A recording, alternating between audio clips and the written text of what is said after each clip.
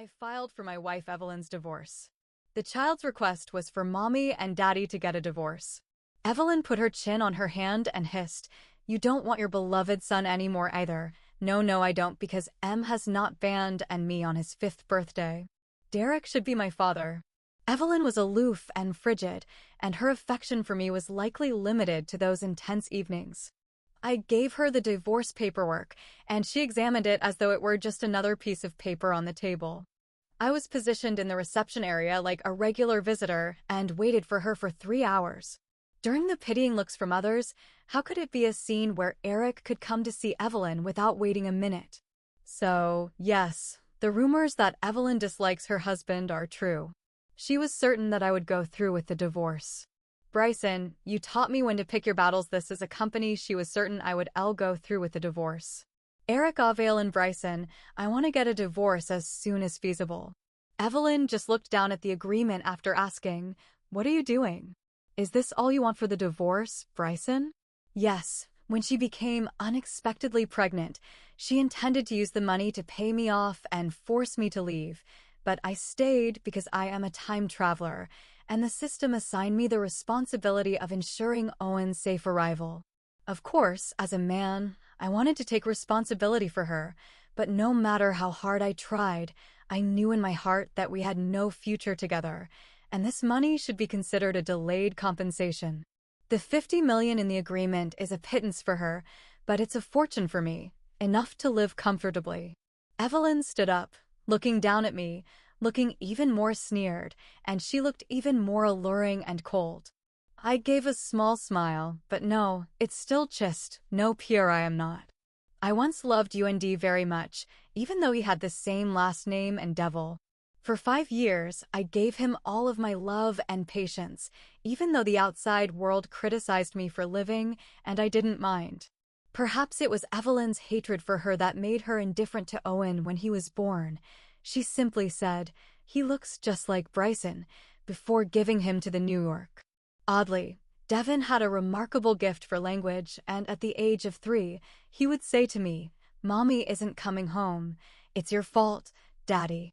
Later, when he was 4 years old, he met Eric, who had returned from overseas following the divorce, and I assumed it was simply childish banter.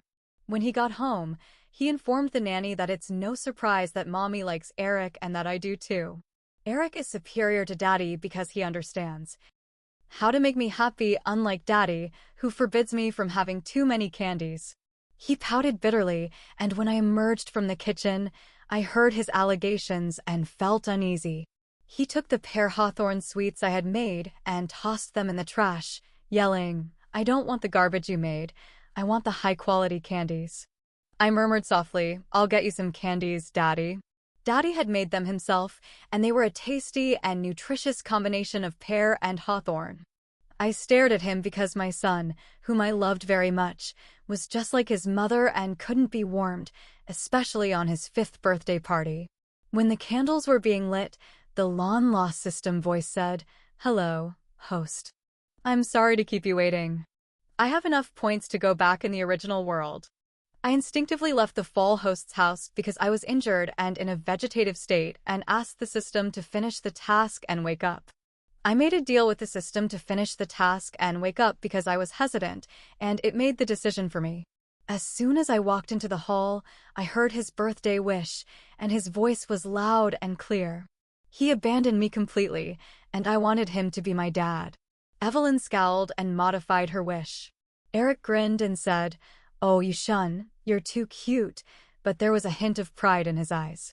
I turned to the system and said, "Help me go home. I don't want to wait another second." But the system gave me bad news. The central system had received a lot of traveling hosts, so it would take some more time to return to the original world. I was astounded. I inquired resolutely how long 3 years would be, and it remained silent for 3 seconds before stating that it was recompense for my extended absence. The system coughed lightly, much like your human divorce schooling off period, you need to wait. "I am standing at the NNK office, Evelyn, and I will get the divorce first. I will give you a third more point in exchange for your recovery to a healthy state once you wake up from the Bitat state. Fine." Evelyn laughed nonchalantly as she took a pull from a woman's cigarette. Have you forgotten, Brian Brissy, who said 5 years ago that Owen would pass away without me? I claimed that year that he hadn't deserted me. Evelyn had clung to me frantically all night after learning of her previous marriage overseas, and that night she became pregnant with Owen and Em. Evelyn wanted to ruthlessly conceive, but I recalled the system's statement that I should terminate him.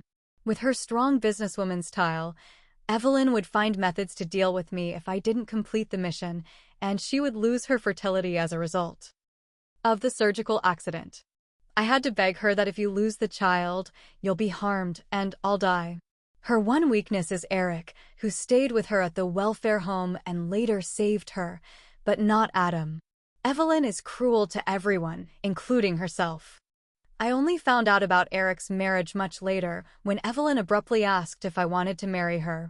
It was because of Eric's words, "Evelyn, you married," and I hope to hear good news from you looking at Evelyn's beautiful face. Eric was adopted by a wealthy family, and Evelyn, with her wild nature from childhood, fought her way from a street girl to a businesswoman seeking the approval of Zenny Hucci's adoptive parents and married him. Unfortunately, she didn't have the chance to give him the enormous engagement ring she had prepared. I wished I would never have to see her again. If it had been before, this would have been a fatal blow to me because love gives one a soft spot, but now that I don't want to love anyone, I have no soft spot under her provocative gaze. I said calmly, "You too and your son like Eric will be happy after the divorce, won't they?" Evelyn squinted at me, sneering. "Are you trying to play games?" She added, "After the divorce without my permission, and you are never allowed to see Owen threatening me." I calmly replied, "All right." She was taken aback. Her eyes darkened, so she quickly signed the agreement with a pen before throwing a copy to me. I picked it up and left, but Avienne's eyes were as cold as ice, so I thought I'd better leave her parents' house tonight. Oh, right, my mood was frightfully stable, but then I stopped and grinned, saying, "You want me to leave early, but not for nothing, please. Please make the payment in advance for the amount owed under the contract." Avalon's face displayed a hint of anger, but based on what I know about her, she is fairly generous with money, so unless there is an accident, I will get the $50 million tomorrow. Despite the smoke, Avalon felt a little uneasy when the assistant arrived with documents. She had been with Evelyn for many years and could be described as a confident sister. "Su Yang wants a divorce." Avalon said coldly, "It's just a fuss. How could he bear to leave Owen?" The assistant smiled. "That's true, Yoon loves you and the child so much. Maybe he's just throwing a tantrum. A little cawing for me should be enough. From what I know of him, I'll be back kneeling and begging for forgiveness within 3 months." Evelyn gazed out from the 31st floor, watching the lights slowly come back to life below. She thought of Bryson from their first time together, when he had been more nervous and scared than she was. His eyes were red, his voice trembled, and he said things that she didn't understand. "Avalon, and not just a system sent to conquer you," she said, "because I genuinely like you, otherwise I wouldn't be doing this. Please be good to me and I'll be very good to you." Evelyn sealed his chattering with her lips, kissing away the happy tears from his eyes. Over the years, Bryson had been faithful and obedient, and the only thing that had enraged her was his scheme and use of their child to force her. "Be said without the child, a task will fail and I won't exist," he said, so she had to punish him. As a result, for 5 years, she had given Bryson no good treatment after a Bryson who would be by her side until death. Evelyn, no, she didn't want a family at all. "I want a cute child and a family of 3 living in a cozy small house." She had never had a family since she was a young child, but now that she had everything under control, she didn't need it. On the day Bryson filed for divorce, she mysteriously skipped the dinner party and left early. After hearing the agreement, I went back to her parents' house, packed a few things, and was prepared to leave. Evelyn was sitting in the living room playing with a tablet. The natty whispered that Mr. moved out this afternoon, and although her face stayed the same, she felt more agitated. She only snorted, "He's acting pretty well," after seeing that abandoned. I laughed a little and said, "I don't care, you can eat 100 of them if you want." He looked up at me as he swallowed colorful wrappers that were scattered all over the floor and said, "Mommy allowed me to eat it. It's from Eric, don't worry about it." I squatted down and pinched his cheek, telling him that it was he who would get cavities, not me. I cried so I wouldn't be abandoned. "I'm departing to make place for your new dad. I won't be returning here anymore." He unfurrowed his forehead, appearing to be speaking incoherently like his mother. "In addition to hanging to Mum for a free ride, your mother claims that you are also an orphan and that you have nowhere else to go, Dad. Could you perhaps be more mature?" I had Dad D on me. Eric Woodland lashes out at her like a child for running away from home at such a young age. "Dad, please leave immediately. I won't miss you doing that with Nat." I resumed my game. In the past, I would have gently taken away his electronics and suggested that we play with Legos, go swimming, or read pictured books together. I would give up a lot of my time for self-improvement in order to give him quality company and make up for the lack of maternal love, but now that I don't care anymore, I'll let whoever wants to handle it. I hope you can maintain your tough demeanor so that you won't leave me. Since I won't be able to take it with me in 3 years, I rented a well-maintained apartment in a complex with 2 elevators when you nap on each floor. The neighborhood is pleasant, with a view of the sea outside the window, but it also overlooks a place where people jump into the sea. I dragged my little suitcase out the door of her parents' house, and the sunlight was warm and bright. Al by himself, I'll travel across the waves slowly.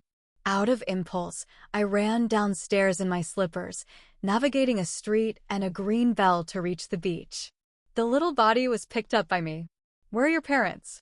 The 3-year-old child has wide, grape-like eyes that are wet as though he has just been crying, yet he keeps his mouth shut and clings to his tiny clothes. Eric, a young, attractive woman, approached, and, as it turned out, I hadn't seen it clearly before. She was sitting on a hammock in a beachside tree, watching the boy. "Thank you, but don't worry, you won't dare go any farther. I'm watching him." The woman went forward to pick up the boy, Eric, and he returned with Mommy. The boy, however, hugged my neck tightly and whispered, "H," with plump lips. The woman paused, then grinned. The child is so adorable and kind that I had to carry him all the way back to the complex because I didn't realize they lived next door. Saints, this is the first time Eric has deliberately asked a stranger for an embrace. After giving it some thought, the woman answered, "Bryson, I know you're unmarried and unemployed right now, and our family consists of just the 2 of us. I'm a doctor with no bad habits, and Eric appears to really like you. Even if you're a doctor, you can't use your child to flirt with people and ask you for my personal information. You look elegant and refined, but your behavior is so casual that it's you who will suffer," I said, returning the child to her in a voice that the child cow didn't hear. She looked at me in shock. Bryson, she cleared her throat to say, "I know your personal information because I confirmed the information in your landlord, and indeed, she was the real landlord. I would like to ask if you could help watch after Eric for a bit until I find a nanny he likes. Of course, the pont is up to you." When I was traveling, I agreed to temporarily look after Eric, who was very quiet and not very talkative in kindergarten. He frequently brought his little STO to sit and watch me draw, and after each drawing, he would clap his little hands and praise me greatly. I usually own up to my mistakes and am flexible, so I apologized to the landlord for being too casual. Perhaps it was the sight of the little boy's sad eyes that broke my heart. "Bryson, you're so wonderful that I made him call me by name because I wanted to be friends with the kid.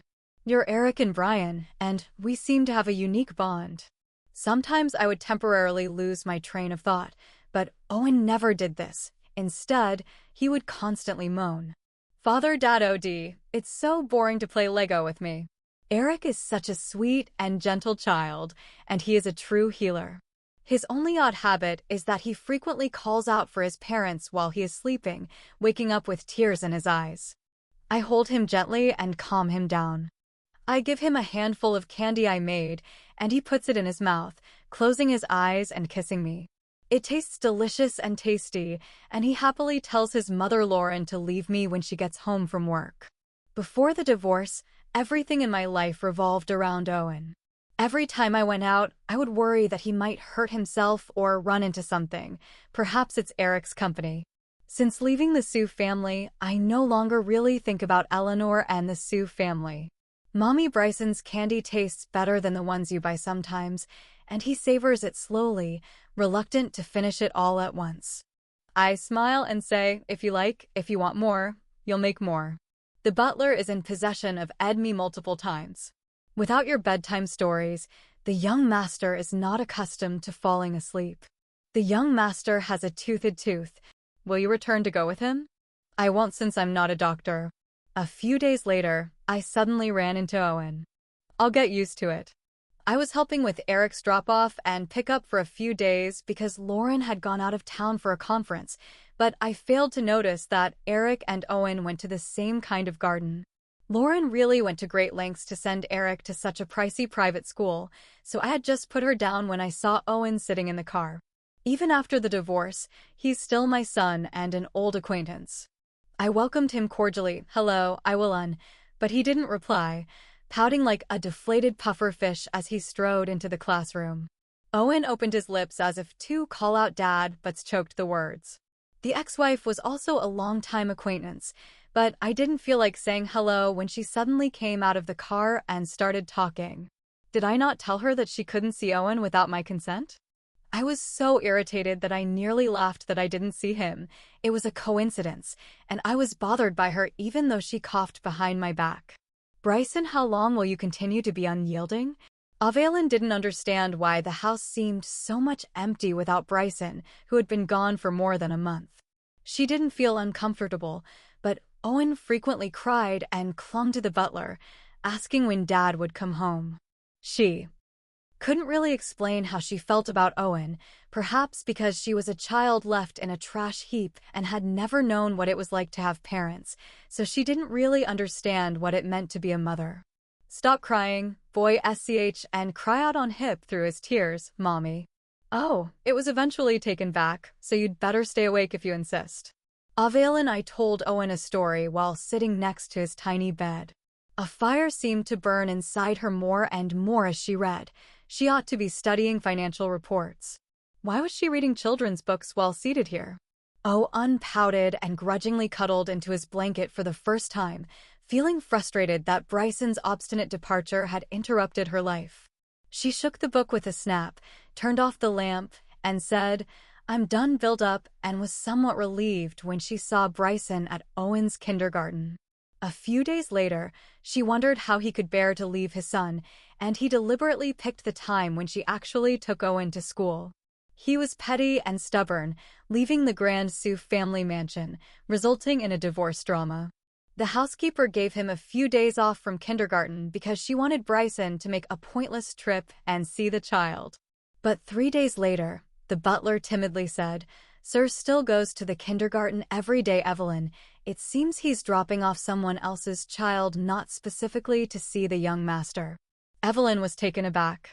In the 3rd month of going with Eric, Lauren was very reliable. She found a kind Elle to look for him out of habit, and I continued to assist when I could. It was a lot of work to look after him because it was a mutual companionship. When Lauren was busy, she would frequently prepare meals for me. After dinner, Eric would typically play with magnetic blocks on a small table in the living room. We would sit on the sofa and chat, and there was a strangely peaceful feeling. The new aunt mentioned that Eric often calls that for Mommy and Daddy in his sleep. La nodded the Mimi. Perhaps this is the doctor's habit of filleting the fish or removing the bones from the meat before cooking, but it still tasted good every time I ate with a mixture of fear and satisfaction. I inquired, did you do something to upset Eric and his dreams? Lan whispered, but it didn't help. Eric needs time to adjust. Eric needs a period of psychological adjustment because his parents passed away abruptly last year. I was astounded to learn that you are a human. Riker Lauren's mouth curved up. What are you thinking in his biological aunt? I adopted him and live with him as a mother after my brother and sister-in-law went away because I didn't want him to get unusual looks from people. I patted her because you're a responsible person. Bryson, do you think a single woman with a child like me can find a man who would like her? You're gorgeous, capable, and most importantly, caring. Then, Lawrence suddenly leant very near to me, and I could even smell the subtle perfume of new grass on her. "Do you like me?" I was a little taken aback by the abrupt change in tone, and I don't see why I'll be returning home in 3 years. Lauren's smile dimmed, giving way to a tinge of melancholy. "Are you still having trouble forgetting your ex-wife, Bryson? How could I have heard that Chess was getting married?" I chuckled. Should I give Lauren a large present to wish her happiness? Her eyes were bright with enthusiasm, and her eyelashes fluttered. I was surprised. "Why are you so happy about my ex-wife's marriage?" Lauren abandoned KN. She seemed to be celebrating as though it were her own ex-wife. Another 6 months went by, and Bryson showed no signs of joining the Sue family. He appeared to have laughed out loud. Evelyn was quite busy and thought about Bryson a lot. He frequently glanced at the little wooden toys that Bryson crafted, but he was well taken care of by multiple nannies. Eric had repeatedly mentioned that Evelyn could wear identical rings. Would you like it? Evelyn was getting married to her childhood buddy Eric, and the news had gone viral. I wonder whether Bryson has heard about it? In fact, she had admired Eric for a long time. Perhaps childhood memories are more. She was thin and weak when she first arrived at the orphanage, but her eyes were fierce like a wild, unforgiving little leopard. As a result, she was frequently bullied by the kingpin of the orphanage kids. One day, after the kingpin and his gang had scattered, Eric gave her a tandy with a smile, saying, "Here, it's very sweet, the sweetest thing I've ever tasted in my youth." For instance, she was mysteriously motivated to drive to Bryson's building for the first time ever. She recognized the woman and was a little surprised that Bryson knew such a person. As Bryson was leaving alone, she stopped him with a half-tease, "So you're calm this time." When Bryson raised her, she was temporarily surprised and remained silent. He was glad to see her, and he took advantage of the fact that his quiet allowed Evelyn to explain herself easily. "You understand my temper, Bryson? If you still want to move back yourself, I won't change my mind once I make a decision. Otherwise, I'm marrying Eric and you won't have a chance." Ron's face was as composed as when he brought up the divorce in her office 6 months ago. "Congratulations, Evelyn. I appreciate your hard work." I came personally to give her a gift, but then an unidentified donger suddenly erupted. "Do you think you've caught a big fish?" I was shocked. "What big fish?" Evelyn sneered Lauren. I had heard Evelyn mention in passing that the hardest family to deal with in the business world was Lauren. They were wealthy and powerful, playing both sides of the law. Lauren looked like a tiny Ed H, and she was the Soleil of the Lin family, destined to inherit the family business. "Do you think they'll let her? What's wrong with getting divorced?" Many divorces occur due to bad luck or meeting unsuitable partners. Mar is a divorced man like you, which is something I dislike to hear.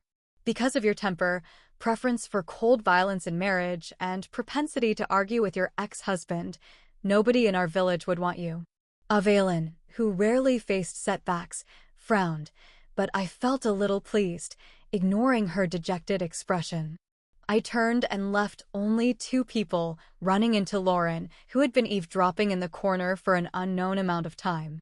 I remarked, clearing my throat, "I'm usually pretty gentle, not like this." You nodded, "I believe it," and as we were walking, we exchanged a shy smile.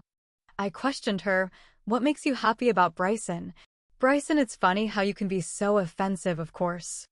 I think you make a lot of sense, but I was too old to be blushing when a lovely lady who appeared interested in me commended me."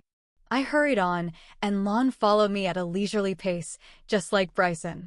"Did you hear that a week before Evelyn's wedding, Owen and the butler unexpectedly came to find me?" After all these years, Owen was almost 8 years old, had lost his baby fat, grown up, and looked like Evelyn.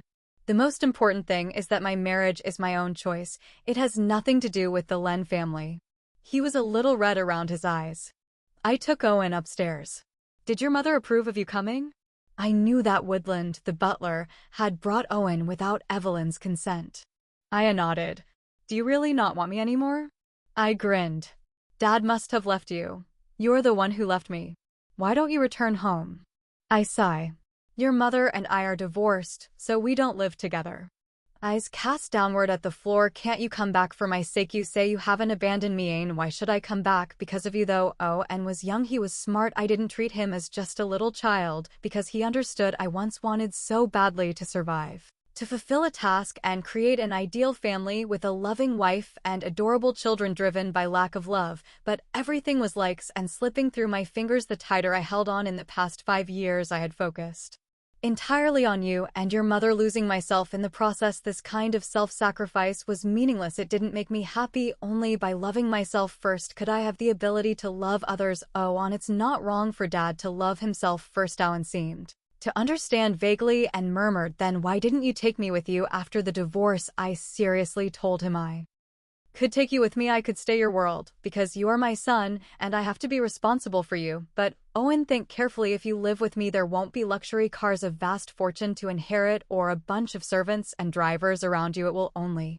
be the ordinary life you see before you. Are you willing? Owen Han is ahead in silence, and I knew that my own child had his own decisions to make. When I answered the door after hearing a rapid knock, a pink and blue candy rocket swooped into my arms. Bryson Ryan, sweet pear candy is what I want. After blinking at Owen, Eric said, Brian, is this pretty older brother your son? I nodded and smiled. Eric then took a handful of pear candy from the table and handed it to Owen. Bryson created it, and it tastes much better and is healthier than the pricey candy. Owen took the candy from you outside and sobbed, Dad, I'm sorry. I knew he was recalling how he had thrown away the candy I had made myself. Love is similar in that sometimes it's difficult to get back what we throw away. One could only say, son, a wish you made yourself. You should fulfill yourself. Oddly, the happiest people at Evelyn's wedding were Lauren and Eric, a mother and son, who insisted on taking me to the villa for vacation. The wedding was incredibly grand and extravagant, and it was trending on the hot search in the northern city. Eric looked victorious in the photos, but Avalon was emotionless. He was wearing a nice little suit and was dressed as the flower boy. There's a gorgeous starry sky there, Bryson, and we can light some fireworks. Happy to say, I enjoy viewing fireworks. Eric twirls. This is the kind of life I wanted, but it's not in this world, but might come in time. As Eric handed me water, he said, unknown, and Bryson. I was also happy to see Eric slowly overcoming the shadow of losing his parents and getting happier every day. We ate hot pot and sliced watermelon while the stars above Rec flitted about with their sparkling tails, and the frogs in the nearby pond croaked intermittently. I nearly choked on the watermelon that requested you to say that, Bryson. The man didn't tell me to ask. I did it myself. Are you happy that your ex-wife got married? Lauren's hand was shaking when she served me tea. I can be your baby, so don't be upset, Bryson. Even if that attractive older brother calls someone else Dad, you still have me. I smiled and squeezed his small plump face. What else would you like to say? Say it all at once, little Air. Little Eric seemed to add a little difficulty to the picture by loudly asking Lauren, who seemed busy but was actually doing anything right, if you think having me as your baby isn't enough, my mom can also be your wife. I cleared his throat like an adult, and this made my hand shake. You could be Bryson's wife, Mom, wouldn't you? Laura silently nodded, despite the fact that her ears were a little red, and then she turned to face Eric while gazing up at the trees and flowers, but not at me. Happy moments always seem to go by so swiftly. Sincerely, the 3 years following the divorce were delightful.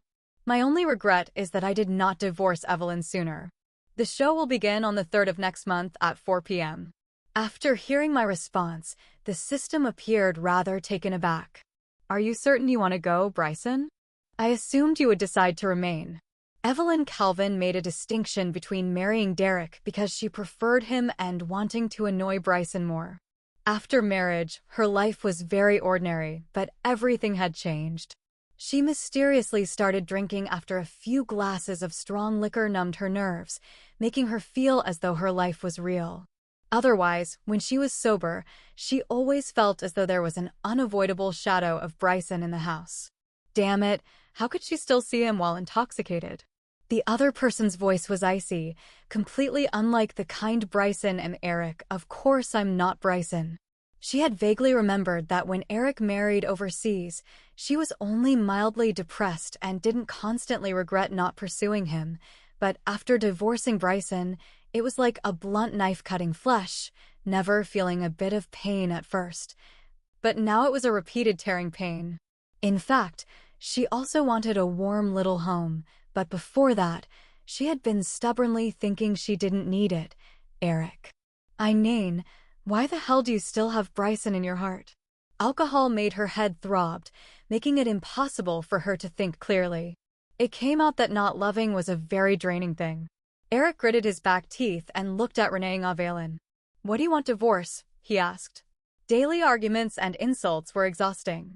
It felt like three strangers living together, and the wine glass in her hand was smashed against the wall, shattering into pieces, and it could no longer be whole. You wanted to marry me, and I will never divorce you, even if I die. Let's torture each other for the rest of our lives. Eric angrily slammed the door and left Avelin across the study, and Expressional Z closed it. I cowed and slept the night before I left, and it felt like the night before a long trip in my childhood. I had told Olin and Eric that I was leaving, and although Olin had a calm expression, his eyes turned red when I said it. I can't keep you, first of all, because you're yourself. I respect your decision, and I'm grateful for your understanding. After all, we were father and son. There was no deep chemistry, but we weren't close either, and the bond of flesh CSUN was severed, so it was appropriate to remain respectful and distanced. Even though his eyes were burning, Eric tried to appear giving. Ryan, I'm okay with you leaving home, Tesco, but you have to keep me in mind. I dabbed at her tears, making it seem like I'm going to heaven. I'm going home, sweetie. Don't cry too much, Eric. Eric's pouty mum is also crying in private. I was astounded. After hearing that the hospital had been extremely busy lately and that she needed to find time to sleep, I decided to see Laura Uncre one last time. I had never witnessed such chaos in a hospital before. Blood nearly covered the entire area, and a group of doctors and nurses were pushing patients towards the operating room. I even caught a glimpse of a patient lying in a white coat. Laura Uncre was such a strong and sensible woman, and I hadn't seen her in over a week. My students got in, but others told me that a middle-aged patient had attacked her and then jumped off the building to end her life. It was heartbreaking, and I pressed my chest, my heart thumping. I had seen C before. She was Lauren's coworker and good friend. The doctor was kind and gentle, and I heard the voices of patients' families criticizing Lauren. Lauren is so heartless. Instead of saving Sella, she was trying to save the criminal.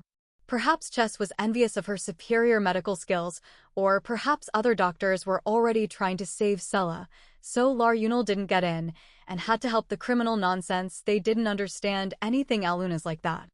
I didn't have the energy to argue with them. The murderer had also been brought back to life by Lauren. I was relieved at last because I could now confront those naive relatives of the patient. Sella was under the care of highly qualified medical professionals, and Lauren didn't need to add to the chaos. This was a hospital, not a marketplace, and more people didn't equate to better outcomes. The people who had been so vocal earlier fell silent, turned around, and found Elior on AS dropping again. Her face was full of fatigue, but she smiled brightly, saying, "Thank you for defending me, otherwise I might have been wrongly blamed in a private moment." The murderer should be safe to face his trial to be condemned and spat upon by the world instead of getting an easy way out by dying. She asked me in a low voice, "You're here to tell me that you're going out tomorrow, correct?" I knew she was talking about the issue of distancing herself from the system, so I smiled and said I'm going out tomorrow. Today was Eric's birthday, and he was throwing a lavish party at the Villa Avelin. She didn't have anything else to offer him except money. Owen asked the butler to meet Bryson yesterday, and Evelyn agreed.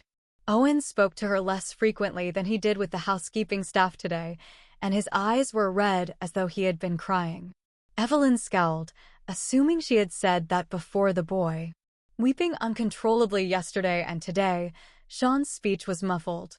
After saying, "Dad is leaving today to go back to his own home and won't return," Owen left right after speaking. Evelyn sat for a while, trying to gather her thoughts. She took a deep breath and felt an unexplainable panic in her chest. She thought that Bryson would let her down, but she even began to believe that he had a system that was taking him away. As soon as she opened the door, Aylin wanted to go downstairs and snatch the car keys from the table. "It's my birthday today, and you still want to find him, Aylin? Are you even taking my sentiments into consideration?" Eric was waiting outside as he entered and pulled the door shut. At this point, Evelyn didn't reply. Instead, she cowered and argued back. Eric pressed his body against the door, his face twisted with rage. Ling's normally attractive demeanor was on display as Evelyn gritted her teeth and said, "Move aside today. I will not let you go find him even if it means death." She didn't want to hurt him because she thought he was a man who was loved by his wife, and she wasn't interested in hurting him. "I don't care about you, Eric, so please don't get in the way of me. Have you ever thought about how I feel about the mess you made?" Eric's face looked darkened, and Evelyn thought he was a stranger. "You can search for Eddie whenever you want, but please ruin everything for me and everyone around me."